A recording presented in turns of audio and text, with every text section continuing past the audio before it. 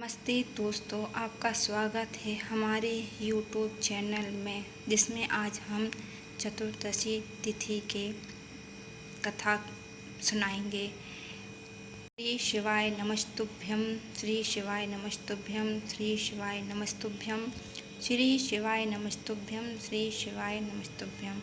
अब हम चतुर्दशी तिथि की कथा प्रारंभ करते हैं। हिंदू धर्म में चतुर्दशी तिथि का विशेष महत्व होता है। यह दिन भगवान शिव को समर्पित माना जाता है। विशेष रूप से कृष्ण पक्ष की चतुर्दशी को मासिक शिवरात्रि के रूप में मनाया जाता है। इस दिन व्रत रखने और भगवान शिव की पूजा करने से सभी पाप नष्ट होते हैं और जीवन में सुख समृद्धि आती है।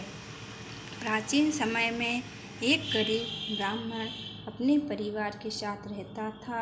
वह बहुत ही धार्मिक और शिव भक्त था, लेकिन उसकी आर्थिक स्थिति बहुत कमज़ोर थी।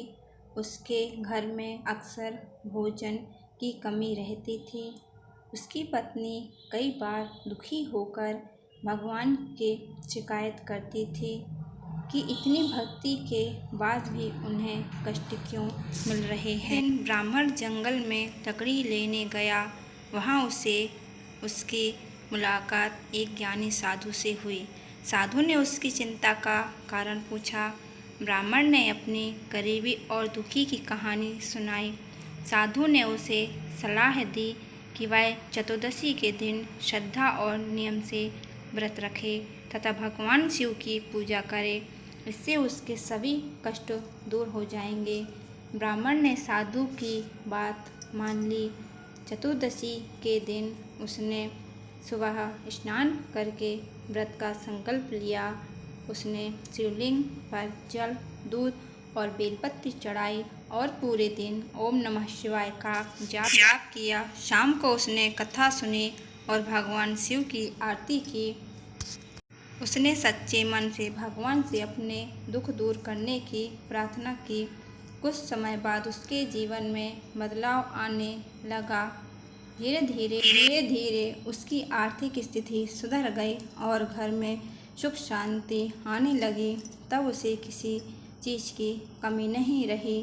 ब्राह्मण और उसकी पत्नी ने समझ लिया कि यह समय भगवान शिव की कृपा और चतुर्दशी व्रत का फल है।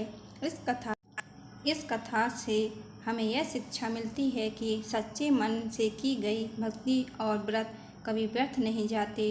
भगवान शिव अपने भक्तों की हर मनोकामना पूरी करते हैं और उन्हें सभी कष्टों से मुक्ति दिलाते हैं। पूजा विधि: सुबह स्नान करके व्रत रखें, शिवलिंग पर जल, दूध और बेलपत्र अर्पित करें, ओम नमः शिवाय मंत्र का जाप करें और शाम को कथा सुनकर आरती करें। श्री शिवाय नमस्तुभ्यं।